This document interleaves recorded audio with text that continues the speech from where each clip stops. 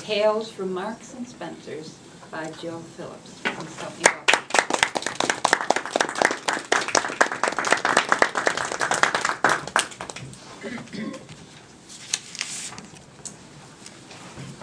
It's a little known fact that I used to work at Marks and Spencer's as a sales assistant. I used to work on the men's underwear counter. I worked in Marks and Spencer's up in Oxford Street in London. And each Saturday I would be the Saturday assistant at this particular store. And the sock counter, you have to understand, it's about 2/3 of the length of this table here. And there were socks on both sides, and underneath would be where the stock was kept, and then there was a register, a till, in the middle. What I'd like to just talk to you tonight about 3 customers in particular that I remember from my times at Marks and Spencer's. So there I was one day at Marks and Spencer's, I'm doing my sock thing, you know, people come up with their socks, they give me their socks, I ring in the money, I give them their socks in a little bag, back again. And I was just sort of looking over the general area. This is a huge store, it's a bit like Sears, and it was a large store. And in my corner of my eye, I saw something black in the corner there, and I thought, what is that? And it was sort of jumping up and down. And it was coming closer and closer, and it was about the size of a man. I was thinking, what on earth is it? Anyway, by the time it had gone around to a few counters, I realised what it was somebody dressed up in a gorilla suit. So they had the whole gorilla suit, it was like the furry gorilla costume. They had the gloves on for the paws and the hands, and they had the mask as well. So I'm still doing my sock thing, thinking, oh my God, I hope they don't come over here. I hope they don't come over here, because you know I was like 20 odd years old, and I didn't really want too much fuss about anything at that age. And eventually this gorilla ambled through all the counters, and sure enough came over to where my sock counter was.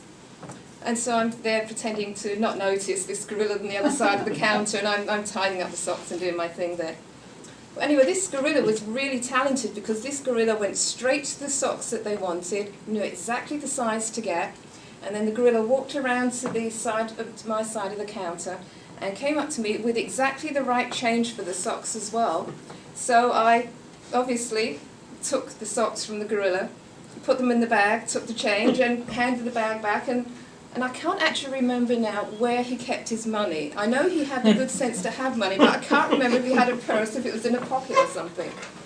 So then the gorilla, you know, was quite happy and bounced off across the Marks and Spencer's flooring, and followed by security people and out by the door. So I learned later, actually, it was a student, it was Frosh Week. So basically the students were dared to do some certain things, and one of the things this person was dared to do was go into Marks and Spencer's in a gorilla suit and buy their underwear. Another lady I remember, another customer that we had, she was an angry lady, I called her. So I was doing my sock thing again. A fairly repetitive job, this sock thing, there wasn't a lot of variety to it. And I noticed the lady was sort of lurking at the back of the counter there. I thought, okay, fine. I was thinking, oh, she's probably a shoplifter or something. I was just pretending to do my thing there.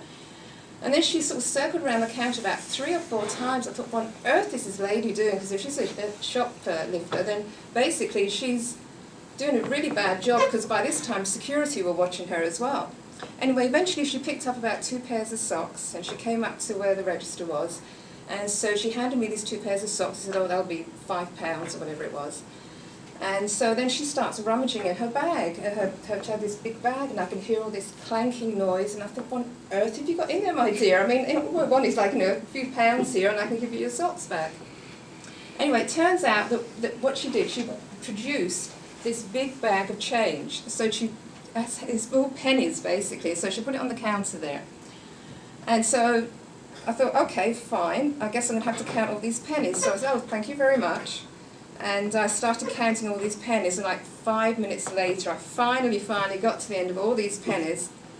I put them in the till, and I gave her socks back. And I said, oh, thank you very much. It was so nice of you to bring all that loose change. You're always looking for change. I thought, I've got to be polite here. I wasn't thinking that, but that's what I did.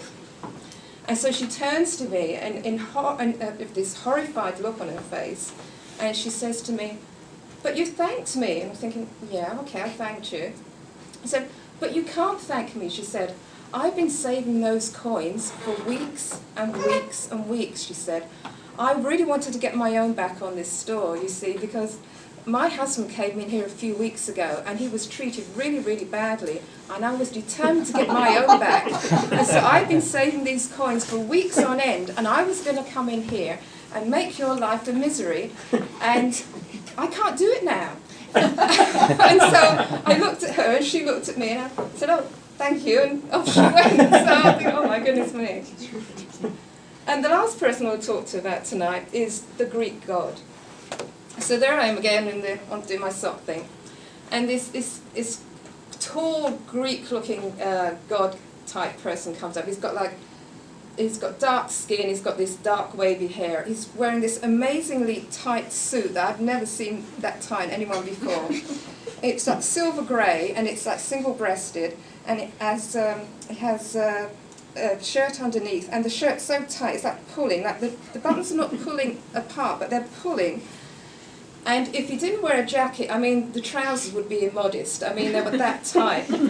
So he walks up to me with this, oh, and he's got his gold chain round, one of these really heavy gold chains, and he says to me in his very broken English, I would like you to measure my inside leg.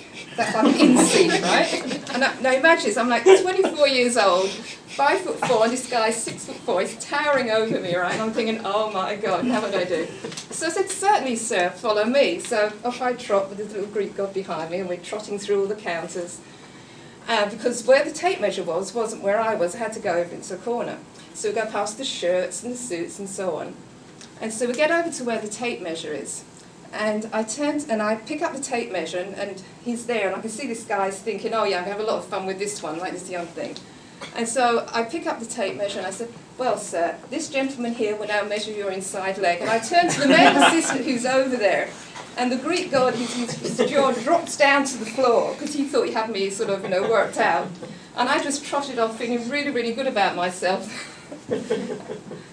And so that's it. That's really the tales of my 3 people that I remember the most, I think, at Marks and Spencer's. My 3 customers that really, despite all these years, still stay with me.